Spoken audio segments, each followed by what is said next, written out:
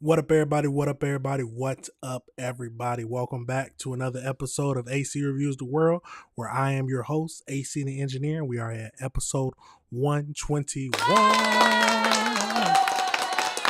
Yep, episode 121. We're moving on up there.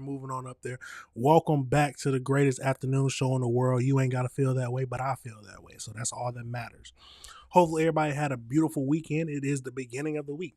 And you know the show where we meet Monday through Friday, starting around 6 to 7, where we go over four topics. Four topics that we need to review. Why? Because the world is a crazy place, and we got to review it together.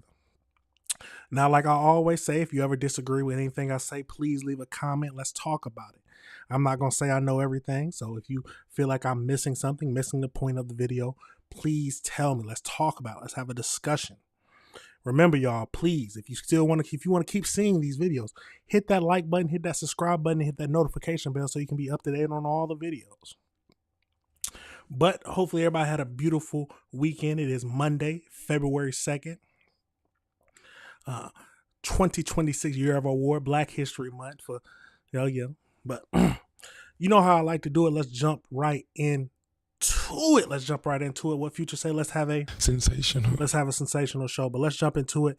The first topic we're going to be discussing today is we got to go back to Minneapolis. So, we talked about this before, but the 5-year-old who they said, some people are saying that they used him as a way to get his father. And then you got some other people saying that his father ran away when ICE came up to him. But they have been now released and reunited. So let's go over into that. We got a few videos to look at, but let's get into it and see what we can make of this whole situation. And like always, tell me your thoughts, y'all. Tell me your thoughts. Let's get into it. The detainment of a 5-year-old by ICE officers outside his Minneapolis home last month outraged critics of the Trump administration's immigration crackdown in Minnesota. Today, the boy and his father have returned home following a judge's orders. Fox's Brooke Taylor has more. A 5-year-old and his father, recently detained by Immigration and Customs Enforcement officers, returned to Minnesota Sunday. According to Congressman Joaquin Castro, Liam Ramos and his dad were released from a family detention center in Texas after a judge ordered it. The sad tragedy of all of this is that Liam is emblematic of the inhumanity of our detention system and ICE operations. There are many other kids just like Liam who are in detention as well. Government officials say the father entered the U.S. illegally in 2024. Their family attorney says he has a pending asylum claim which allows him to stay here. We offered them the opportunity to go home, to send them back to their home country if they would like to. The father chose to stay. The detainment of the pair, originally from Ecuador, increased nationwide outrage against the Trump administration's immigration crackdown in Minnesota after nearby neighbors and school officials claimed ICE officers used the preschooler as, quote, bait by telling him to knock on his door so his mother would answer. But the Department of Homeland Security tells a different story. Officials allege Liam's father fled on foot, leaving the child in a running car in their driveway. It's shocking to me the media's lies about not just that story, but day after day after day about what we do for work in this country to bring people that are dangerous criminals to justice. Anti-ICE demonstrations continue nationwide. Just this weekend in Minnesota, thousands took to the streets demanding that ICE leave. In Minneapolis, Brooke Taylor, Fox News. Now we're going to get over into the next video, but I don't know what happened there. Two different sides are giving two different stories. I think it would be a lot better if, just like the police, ICE were required to wear body cameras. But I don't know if the funding will make that happen. But that just seems to clear up anything. Make sure the right person is held responsible. I think body cameras would solve a lot of the problems. But it's still a question on if you feel like illegal immigrants should be deported from our country. But let's get over into this next video and see what else we can find out. Right, now we want to get to a story so many of you have shown interest in. A 5-year-old and his father, who were detained by ICE in Minnesota, are waking up in their own home this morning. A judge ordered their release from a detainment facility in Texas over the weekend. Congressman Joaquin Castro, a Democrat from Texas, said he escorted Liam Ramos and his father back to Minnesota yesterday.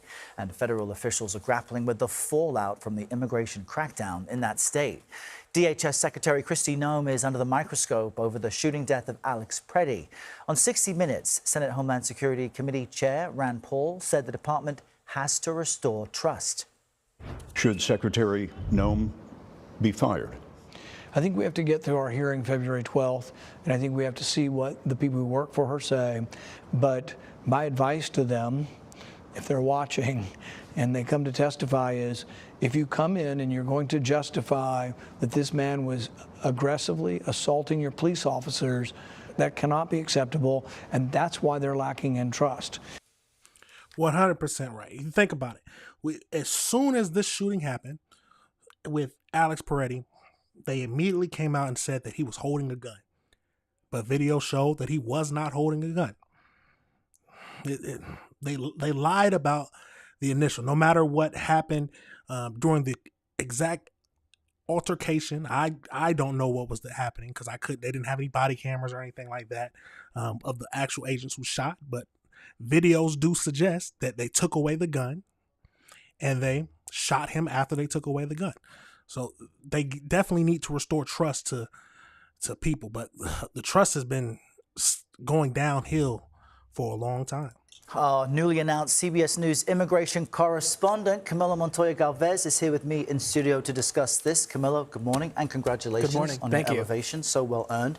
How were Liam and his father able to get back to Minnesota? So many people have been captivated by this story. Yeah, Errol, Liam Conejo Ramos and his dad are back in Minnesota because of a scathing court ruling by a federal judge in Texas who wrote in part that the family's detention, Errol, has its genesis in the ill-conceived and incompetently implemented government pursuit of daily deportation quotas, apparently even if it requires traumatizing children. So this federal judge in Texas strongly criticized the Department of Homeland Security over the detention of Liam and his dad earlier in January.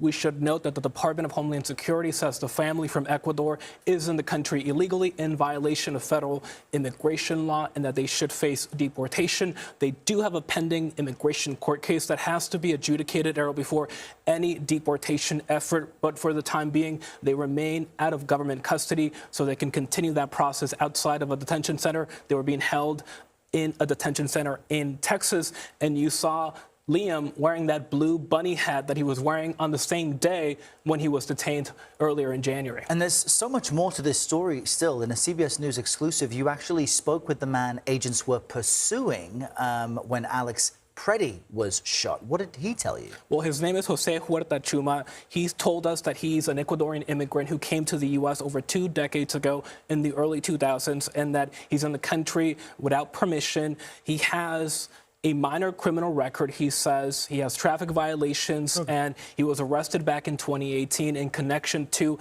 a domestic violence dispute with his partner at the time. He was somebody who was convicted of disorderly conduct, but that case was ultimately dismissed, and he's now in hiding, he tells us, because the Department of Homeland Security, Errol, is actively looking for him, calling him a violent, criminal, illegal alien. That is the statement from the Department of Homeland Security. And what he told us is that he witnessed the entire shooting and that it felt horrible, according to him, to be watching that and not being able to do anything. And he also told us, importantly, that he feels some sense of guilt over what happened because, again, he was the reason that Border Patrol was there in the first place, actively looking for someone to arrest. Interesting perspective some may not have considered. I also want you to mention some of your new reporting on this matter. Now, they said he had a domestic violence incident with his partner. So could you consider that violent?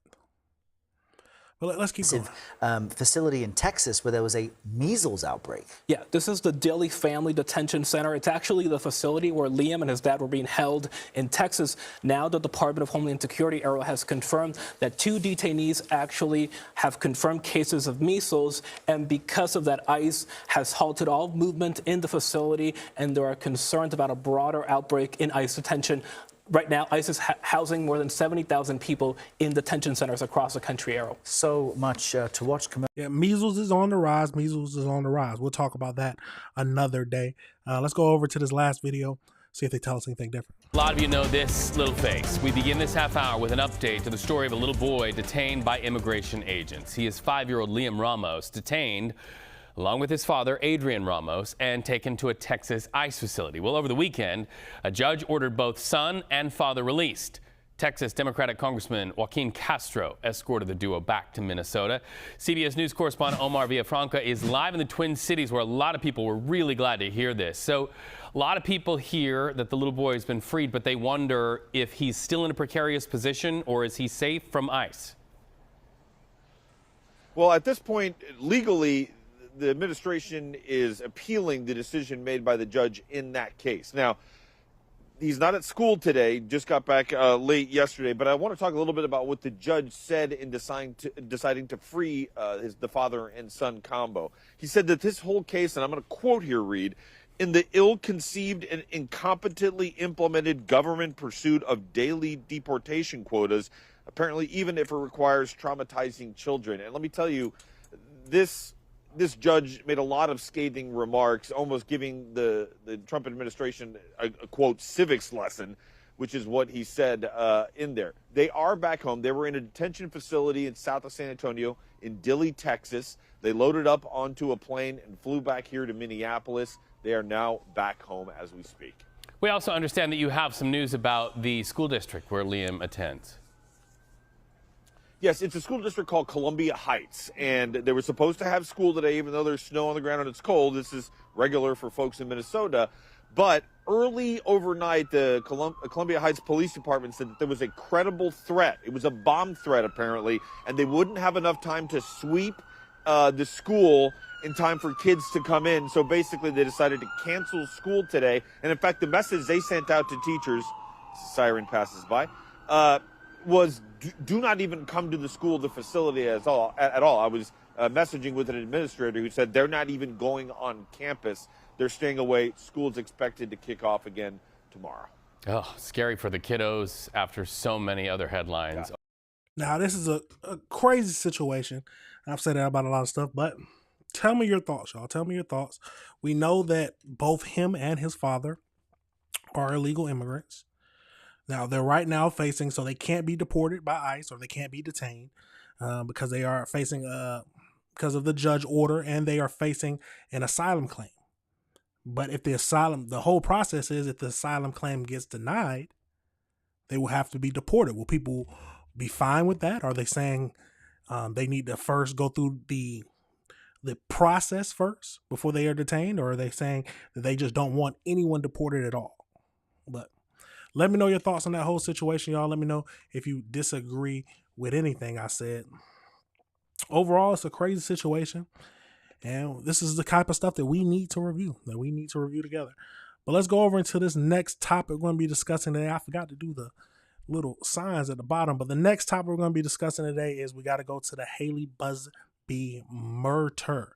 So if you don't know, we got a missing teen who body was recently found, and they have a suspect who appeared in court. So we're going to get over into that. We got a few videos to look at just so we can understand the whole case of everything. But let's get over into it and see what we can find out about this tragic case. Let's jump into it. I always do it back. Let's jump into it. We start on this Sunday night with breaking news, a devastating update in the case of a missing 17-year-old girl from Fishers. Haley Busby is believed to be dead, and police now have a suspect in custody.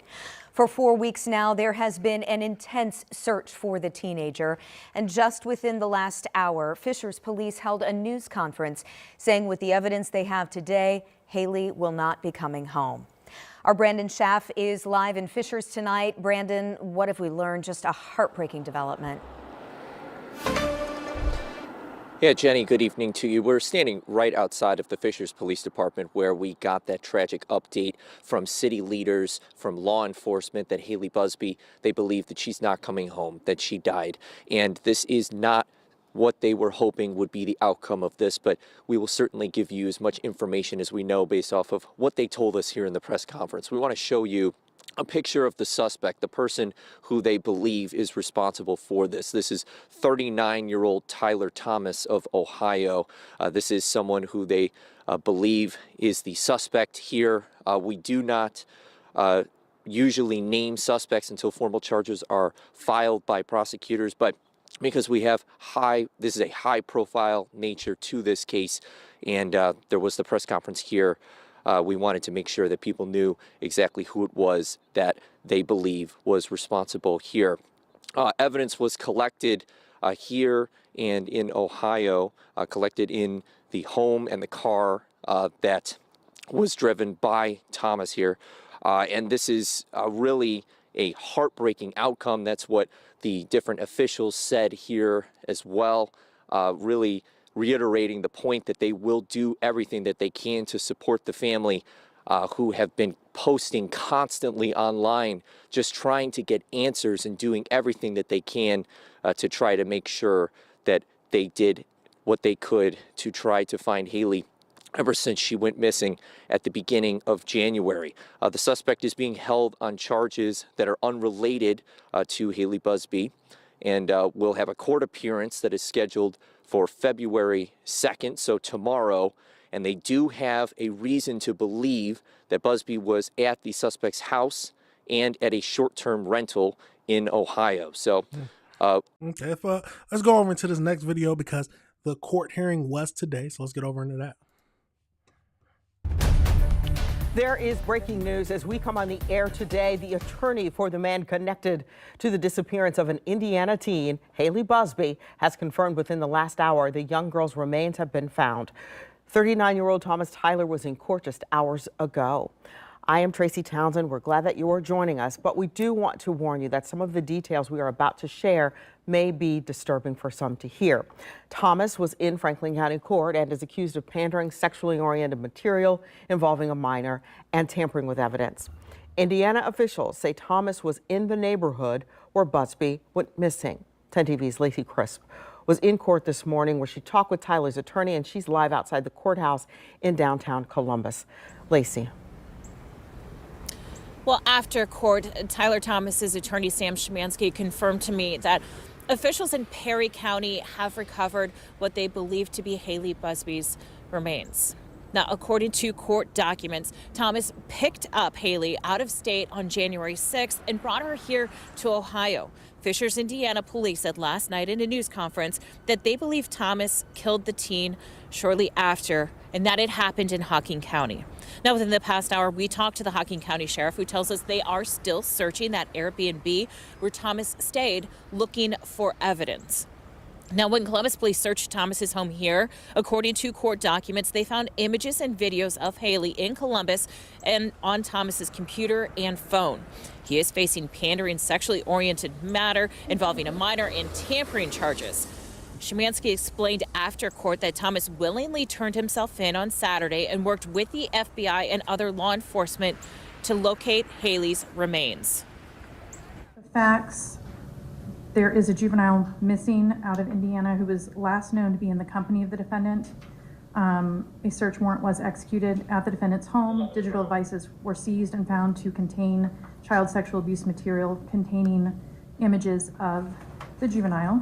At our client's insistence, we assisted law enforcement Saturday afternoon and later Sunday, and that goal has now been met of bringing complete closure, at least with respect to this stage of the investigation, for everybody involved, but most important, the family of Ms. Busby. Are you saying she's been recovered? I'm saying that, yes.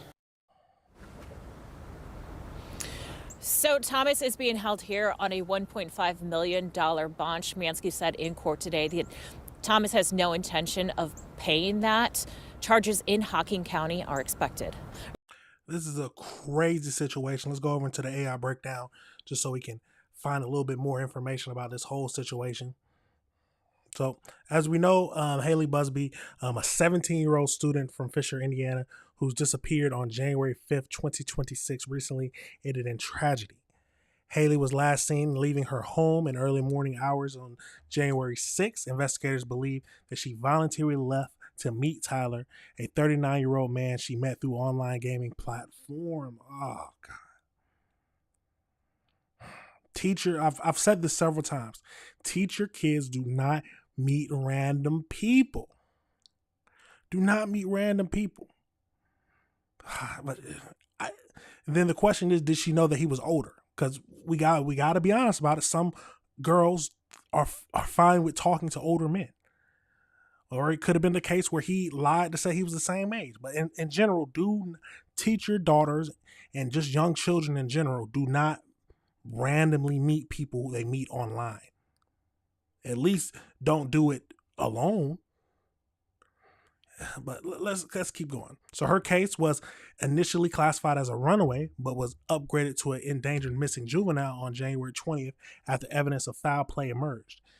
On February 1st, authorities announced that they believe that she was deceased and her remains were reportedly found in Ohio after the suspect led investigators to the location.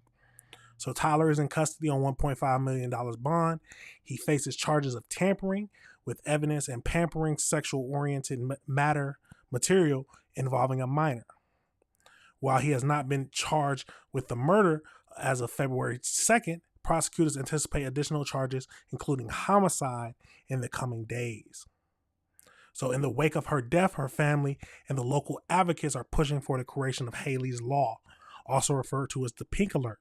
This proposed legislation aims to mandate grooming awareness education in schools. Yes, it's something this awareness needs to be placed on this. But at the end of the day, the parents need to teach their children and specifically teach them about this type of stuff. At least back in the day, that was what my mother taught me about. Not just getting into random cars with strangers and other stuff like that. If someone tells, oh, your mother's in the hospital and told me to come pick you up. Yeah, all that stuff. This is something my parents taught me. But it mandates grooming awareness education in schools. It establishes a specific alert system for missing persons when credible risk indicators are present, even if the initial thought is that they are runaways. So Haley was a junior at Hampton Southeastern High School, where she remembered as a bright light and kind and caring sister. It's an awful situation. We definitely need to teach our young girls better.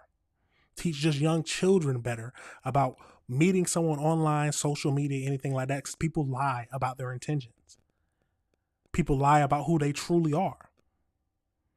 And it's only going to be too late, especially if you meet them alone in a private area. We just mentioned another little boy who was meeting people in Roblox that now he's missing. You have to be careful. You have to do your due diligence. You have to be proactive instead of reactive. Take the steps just in case something crazy. Yes, meet first time in a public area. Have someone watch your back. But he is on charges, but he is held in custody on $1.5 million bond. And I like the fact that they said he doesn't plan on paying it, so he has to stay in jail. And then he also helped them find the body. So all this we know isn't. I don't think you can consider this out of the kindness of his heart. It's mainly just so he gets a lower police sentence and just all stuff pleading into he's going to plead guilty and he's going to take a plea deal that the prosecutors give him.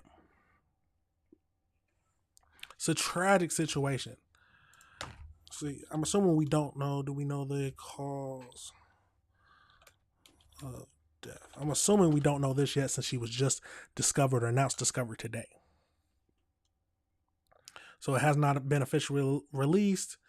She was only located yesterday. Okay, that's what I thought. Investigators believe that she was killed at the short-term rental property in Ohio just a few days after she went missing.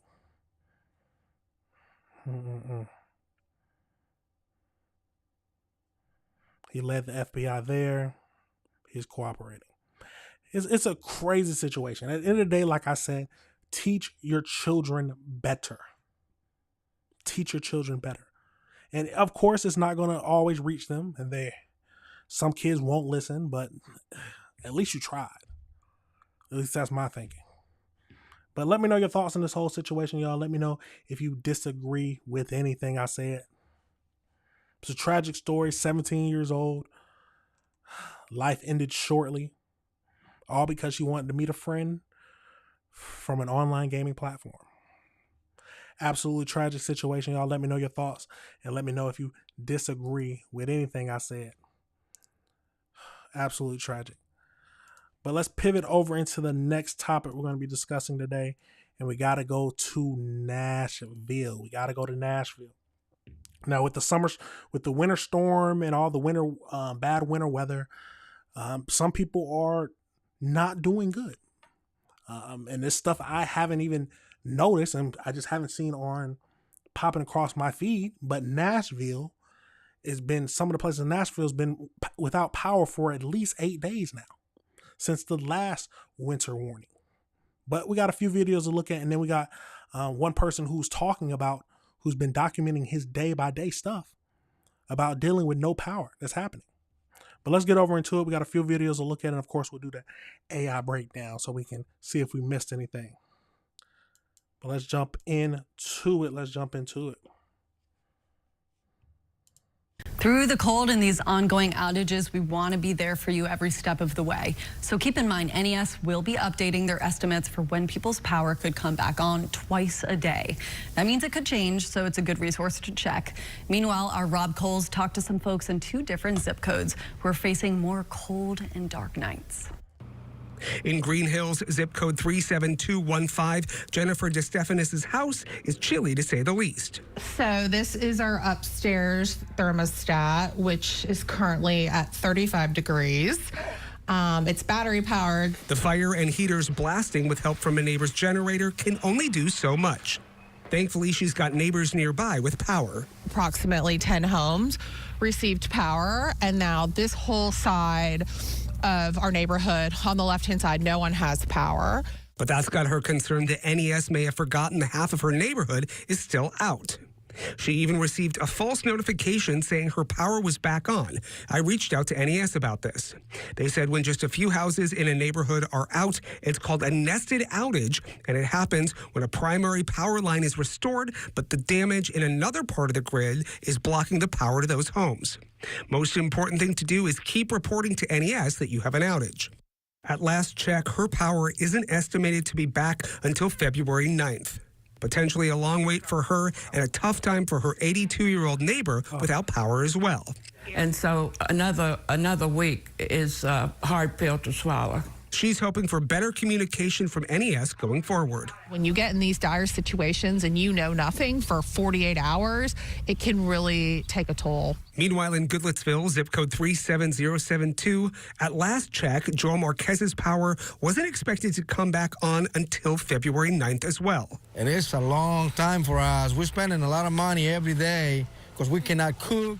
We can do anything over here. He says he and his wife, Melissa, are spending around $100 a day on fuel for their generator and food since they aren't able to cook. Melissa is having to even improvise ways to stay warm. She's also hoping for more communication from NES, letting folks like them know what's causing their outage. A lot of people don't have the access that maybe some of us younger ones do. Communicate. Come up here. Walk these houses and let people know. This is where you can go for food. This is where you can go for shelter. Whether in Goodlettsville or Green Hills, people will be counting the minutes until the power comes back. And during a winter storm and winter surge, it can be very hard, especially no power, no heat, dealing with these frigid temperatures, no hot water, no gas or fuel to cook anything. Let's go over into this next video. We need timelines Residents are tired of just sitting in the dark and being told, you just need to wait. Continuing coverage now, about 24 people gathering outside Nashville Electric Service headquarters tonight. They are demanding answers about what they consider the utility's poor response to this winter storm. Fox 17 News' Hope Salmon outside NES right now with more on the protest this evening. Hope? Out of the at least 24 people that were out here tonight, they say that they do not have power yet and they're tired of waiting for help. Cold, tired, and frustrated. Residents are still without power, demanding answers. Our apartment got down to 34 degrees. Luckily, we were able to find a generator to have some heaters, but it's not great. Joseph Hill is one of the people who organized tonight's protest. He's concerned for the people who don't have access to resources, like his 90-year-old neighbor. Hill says the big question is why NES won't hire more linemen. The fourth one came out to us today and said that there was hundreds of local linemen waiting and they were turned off. In Laverne, the mayor says there's an even bigger problem. He says the city hasn't had any response from NES and more than 800 people are impacted. Mayor Jason Cole says he's reached out to NES and Nashville Mayor Freddie O'Connell for a timeline on work but hasn't heard back. We need timelines. Residents are tired of just sitting in the dark and being told, you just need to wait. Fox 17 reached out to NES asking about Laverne, but so far no response. In a news conference earlier today, NES spokesman Brandon Whitlock says it's challenging to add crews not familiar with the NES grid. Our number one priority is the safety of the line worker and the safety of the public. We have to control the high voltage energy so that we don't create an additional hazard. That takes time, that takes a process. All power will be restored in the next 2 weeks, but Nashvillians say that's just too long. Reporting live in Nashville, I'm Hope Salmon, Fox 17 News. In the next 2 weeks, all power will be restored. 2 more weeks, some people might have to wait. But let's go over into this next video. It's a short that this dude has been making, and it's been going pretty viral, where he talks about day by day what he's going through and what he's hearing on the scene as a resident who's dealing with this. So let's get into it. All right, this is day 8 without power here in Nashville, and I thought I would share this letter from Metro Town Council to the Nashville Electric Service. It says, "Dear members of the board of Nashville Electric Service, many Nashvillians have been without power for over 120 hours. They sent this yesterday. There will be a time to figure out what went wrong and why we weren't ready with shelter, plans, communication, and resources. Right now, the most pressing issue in my mind, aside from making sure people have food and heat, is to get information on when power will be restored. We were supposed to have a council briefing this morning at 9:30 a.m., a briefing that candidly should have occurred on day 1.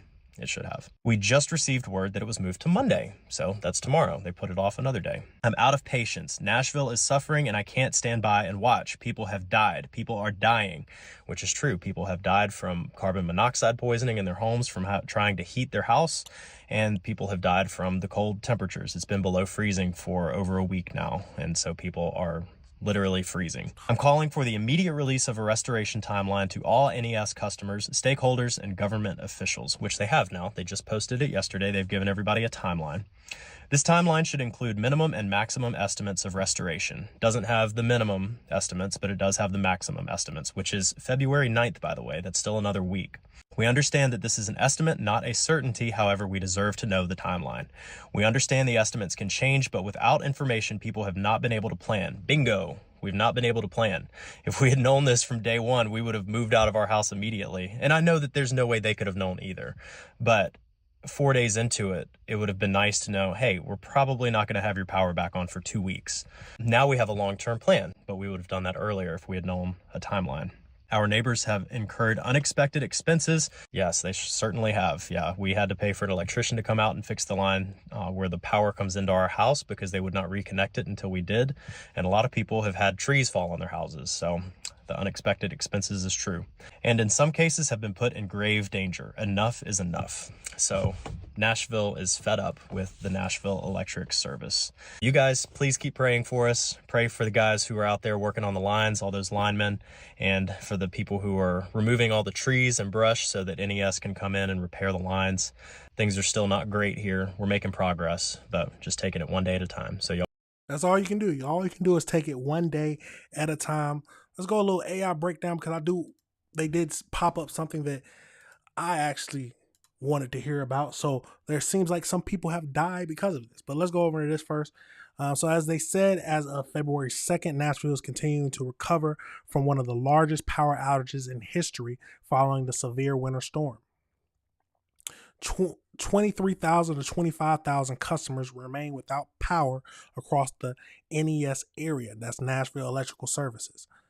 At the height of the storm, over 230,000 customers were affected. A restoration timeline. So NES estimates 99% of customers will have power restored by Monday, February 9th. So they got different trackers and everything. How many people have died? How many people? I said how many. See, I spelled that wrong.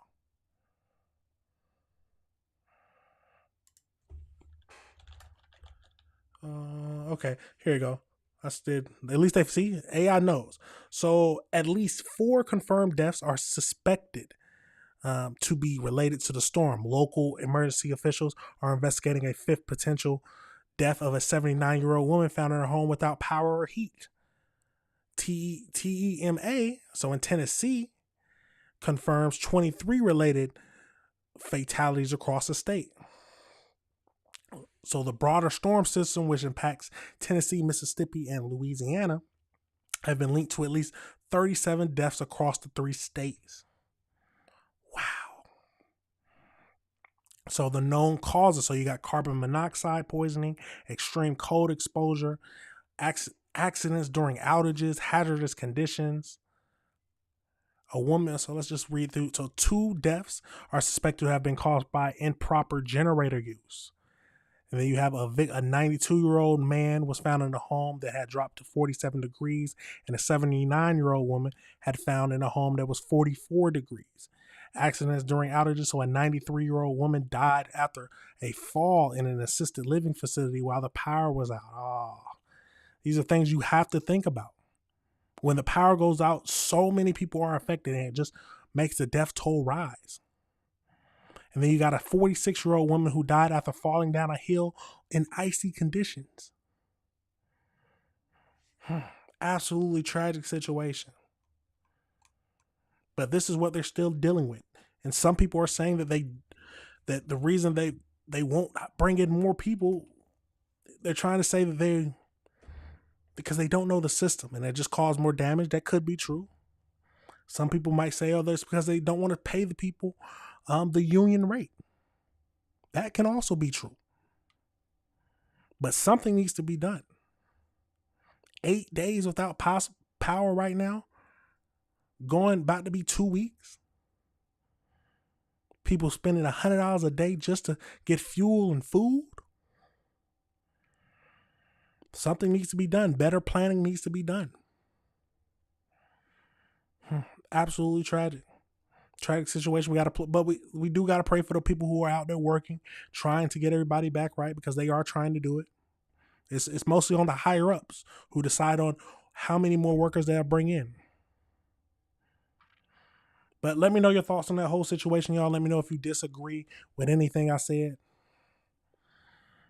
Stay warm. Try to, at least.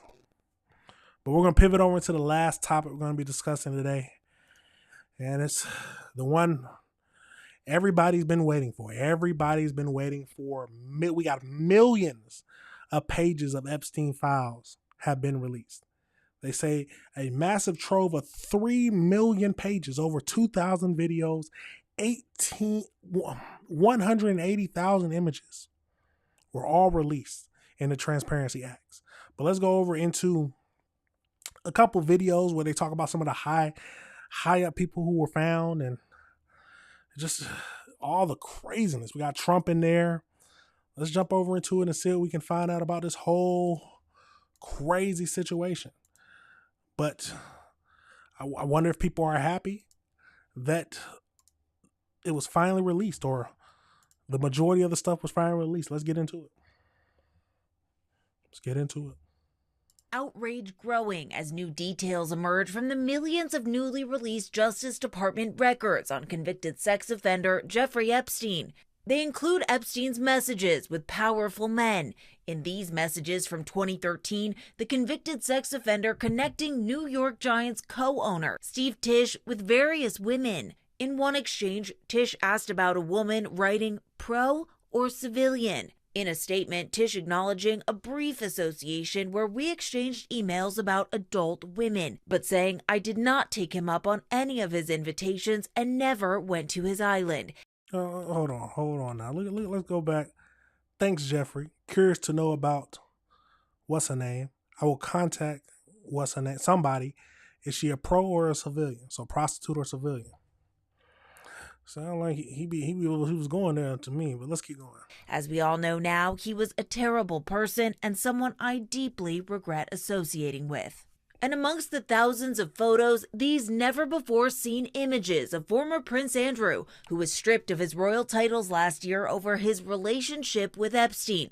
Now seen here, crouched over a young woman, her face redacted, the date and context of the interaction unclear. Representatives for Andrew have not responded to a request for comment. Now, even UK Prime Minister Keir Starmer is calling for Andrew to testify, saying, I have always said anybody who has got information should be prepared to share that information in whatever form they are asked to do that. And new information unearthed on what exactly law enforcement knew about Epstein's crimes, including this stunning prosecution memo and draft indictment written nearly 2 decades ago. Across 45 pages, prosecutors in Florida detailing disturbing evidence they gathered against the financier, calling him, quote, a continued danger to the community based upon his continued enticement of underage girls. From 2007. But that 60-count indictment never filed. Instead, Epstein landing a now infamous deal allowing him to plead guilty to lesser state prostitution charges, for which he served just 13 months in a Florida jail. Some of Epstein's victims now furious with the Justice Department, saying many of their names were left unredacted and exposed in this latest release. Epstein survivor Charlene Rochard telling me the Justice Department has once again violated their privacy. I have seen things that relate to me, and people I know have not been redacted at all. Their full names are out there, and especially Jane Doe's are fully out there. And they asked especially that their names are redacted, and they're just not. Now, the Justice Department said they did work with victims for those redactions and are encouraging them to reach out if they have any concerns. But lawmakers have questions, too, including the bipartisan pair who spearheaded this effort to release the files in the first place. They're now asking the Justice Department for a full look at those unreleased files, though there is no word yet on when that might happen. And you said that. Now, let me say something. They asked the Department of Justice just asked the people, I guess the people they was working with to get all their stuff redacted, if you see anything, come and talk to us. What is that going to do? The files are released. They are downloaded on people's computers. People are going through and putting them into AI processing to get every little detail, exactly whose name is mentioned. It's out there now. There's no. What else can you do? You're going to go back and redact them, but the unredacted files are already out. There are 3 million still outstanding. Certainly, that the Justice Department said they couldn't release for various reasons, whether that's concerns about child sex abuse material or victim information, but still millions of pages that lawmakers now say they want to see to make sure that DOJ is complying. It is also deeply absolutely crazy. Let's go over to this next video where they talk about what happened with the President of the United States and how some of his stuff is in there.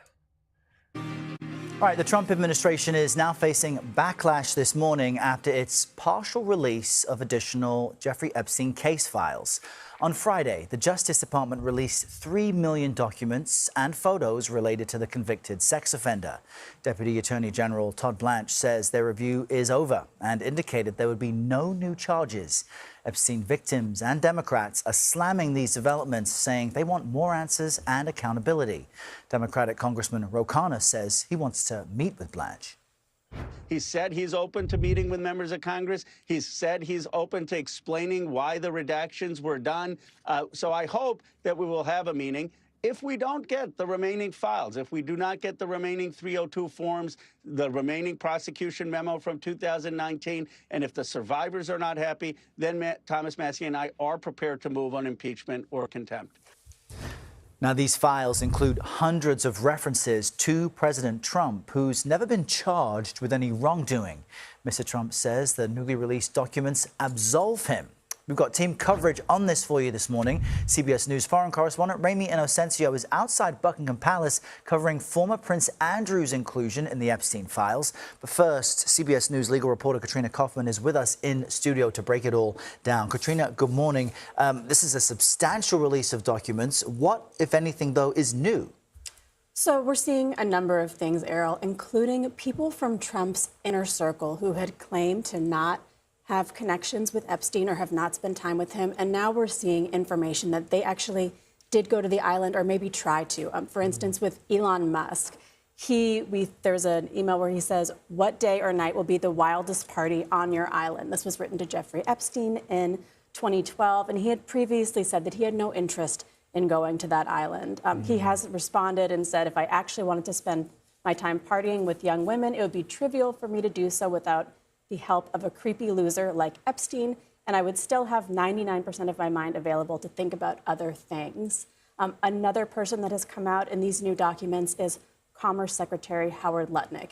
He and his family, it looks like, spent time on the island with Epstein. Also, he appears to have had a lunch with Epstein. Someone wrote back on the behalf of Epstein and said it was nice to see him, to Howard Lutnick. Lutnick's response was, "I spent zero time with him." So we're seeing more and more connections come out. Also, a lot of mentions of President Trump, including in unverified tips to the FBI. Of course, none of these men have actually been accused of any wrongdoing. With Trump, also, someone who worked with Epstein told investigators that he did see Trump at the house. Trump has said that actually these documents absolve him of any wrongdoing, but just more and more information coming out here. And despite the mentions of Mr. Trump, Deputy Attorney General Todd Blanche, who formerly was Mr. Trump's private attorney, he downplayed any allegations or information from the files. Let's just quickly play for our viewers what he had to say. It's not about President Trump. It's about a ton of people, multiple people that were, quote, in the Epstein files. And what I think folks will see when they review the materials we released is that there have been hundreds of calls made to the FBI where allegations are made by either anonymous individuals or people who are very quickly determined to not be credible, whether it's the nature of what they're saying or the fact they won't provide any information or corroboration. And that's part of the Epstein files. And Blanche also suggested there will be no new charges. So where does all of this go from here? I mean, Errol, this is not done. You know, people feel that there are still millions of documents that are not being released here. I believe about 3 million documents left. Todd Blanche has said that they are done releasing any documents. Now, Democratic members of the House Judiciary Committee are asking for a full review of these documents. They want to see what's left. There's also the redactions, Errol. Those need to be scrutinized. What was redacted, also what wasn't. It's important to highlight that there was supposed to be an effort to protect the survivors of Jeffrey Epstein here. And some people who had been Jane Does, their names ended up getting revealed in this latest document dump. I mean, the Justice Department says it's because they're going through so many documents. You know, it's hard for them to see everything. But this is by no means done. As we also heard earlier, Rep. Ro Khanna said that there could be potential contempt or impeachment proceedings if officials do not comply here. All right. Katrina Kaufman. Now, it's a crazy world. It's a crazy world. Let's get over into that no new charges thing. So let's get over now. A top Justice Department official plays down the chances of charges coming from the latest round of Epstein files. The documents focusing fresh attention on the financier's links to powerful individuals all around the world. It has also brought back questions about what, if any, knowledge these contacts had about Epstein's crimes. Fox's Madeline Rivera has that story from Washington. Fallout continues after the latest release of Jeffrey Epstein documents. Deputy Attorney General Todd Blanche talked about the potential of more charges coming against any possible co-conspirators. There's a lot of emails, there's a lot of photographs, there's a lot of horrible photographs that appear to be taken by Mr. Epstein or people around him, but that doesn't allow us necessarily to prosecute somebody, and that's what's important for the American people. Still, some lawmakers say that's not enough. I do think the prosecution needs to look at seriously bringing charges. The Justice Department has recently released more than 3 million pages of materials related to the deceased convicted sex offender. The files reveal more of Epstein's communications with some prominent public figures, both in the U.S. and abroad, even after he served time for sex crimes. The American people are asking, how are rich and powerful people living in this country? What moral code are they living by? Some of those revelations are deeply disturbing. While the Justice Department admits it has redacted a small amount of all the files to protect the victims, some are convinced there are more documents that should be released. They've released, at best, half the documents, but even those shock the conscience of this country. We have nothing to hide. We have nothing to hide. We never did. The entire world can look at now and see if we got it wrong. All those named in the recently released files have denied having anything to do with Epstein's sexual abuse of girls and young women. In Washington, Mather. I wonder if any files just like depicted the sexual abuse so people can be charged. But if they didn't, it's just them showing a freaky part. But it's still a crazy situation. Let's get over into. So we know that a lot of photos have been released, and I haven't gone through it. A lot of them. The main ones that we've seen is this one that they talk about right here. But let's just go through this website. Just showed a couple of the photos. Some crazy stuff. In a pool. Dinner with Bill Clinton. Him in the bathtub. What is wrong with this?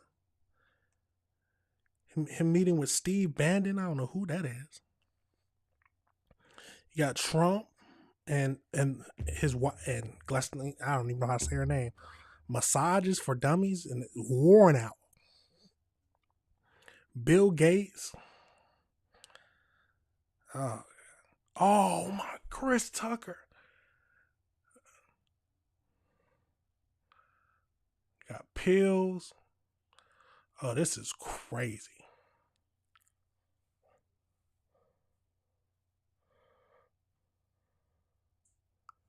Now, I don't know if some of these pictures have already been released from the last stuff, but he knew a lot of people. Is he in the Saudi Arabia stuff? Absolutely crazy. Let's go over into the AI breakdown just because. Just because. So, as we know, they released 3 million pages, 2,000 videos, and 180,000 images related to Jeffrey Epstein. This release was mandated by the Epstein Files Transparency Act, signed into law by Donald Trump in November 2025. Now, do y'all think he's hiding something? They're saying that some of the files are redacted. Should we have access to everything non-redacted? It's a question. So on January 30th, the DOJ published what is termed to be the final production of files, bringing the total release under the Transparency Act to 3.5 million pages. Although the DOJ has closed this review, lawmakers and advocates point out that the department previously identified over 6 million pages are potentially responsive, meaning nearly half of the files remain unreleased. Attorneys for the Epstein victims have called for immediate shutdown of the DOJ Epstein Library website, alleging widespread failures to redact the names and identifying information of the survivors. It's too late. Once it became active, it became downloaded everywhere. All them pages are inside of AIs everywhere, breaking down every single thing. So the key findings in the new files. So the files contain over 38,000 references to Trump and his inner circle. They include summaries of more than a dozen unverified tips received by the FBI regarding allegations of sexual abuse. The DOJ has characterized these specific claims as unfounded and false. So you got Prince Andrew. New emails suggest that he invited Epstein to the Buckingham Palace in 2010 after Epstein's house arrest ended. Photos also appeared to show the former prince in a compromising position, leading to the calls from the prime minister for his to testify before Congress. You got Bill Gates and Elon Musk. So emails show Epstein attempting to maintain or leverage relationships with both billionaires. Correspondence suggests that Musk and Epstein discussed potential visits to the island in 2012 and 2013. Through Musk maintained he declined the invitation. Did he decline it? Do we have evidence that he actually agreed to come at some point? The former UK ambassador was fired and later resigned from the Labour Party after files revealed supportive messages to Epstein following his 2008 conviction and bank records showing payments from Epstein's account. And then you got other individuals such as Richard Branson, who exchanged friendly emails with Epstein in 2013, Steve Tisch, New York Giants co-owner, who acknowledged a brief association regarding movies and philanthropy. So again, no client list. A July 2025 DOJ memo concluded that the client list used for blackmail does not exist within evidence. But will you truly believe them would they truly tell us if it did exist? So a newly released draft indictment from 2000 show a prosecutor once considered charging 3 unnamed co-conspirators alongside Epstein for facilitating appointments with minors. So files include a psychological report and Epstein's investigation records confirming the official finding in his 2019 death with a suicide. What allegations against Trump are in the Epstein files? Oh, that's a good question. Contain numerous references to Donald Trump. While the files include several high-profile allegations, the DOJ has characterized many of them as unfounded and false. So I got FBI tips. You got the 1994 Jane Doe rape allegations. The files contain an FBI form detailing a complaint from an anonymous woman, Jane Doe, who accused Trump of raping her when she was 13 years old in 1994. These documents mirror a 2016 lawsuit that the accuser later dropped. Trump has consistently denied the claims. And then internal 2021 FBI memo recounts an interview with a victim who stated that Glastein once presented her to Trump as a party. However, the witness explicitly noted that nothing happened between her and Trump during the brief interaction. There's a lot of stuff in here. You got him showing on the private plane. We know about that. And then the files include a memo regarding a teenager who worked at Trump's Mar-a-Lago club before recruited to the by Maxwell to work for Epstein. It's a lot of crazy stuff. There's a lot of pages out there that need to be reviewed. But what are your thoughts? Do you think they're telling us everything? Do you think they're leaving some stuff out? Should everything just be released non-redacted?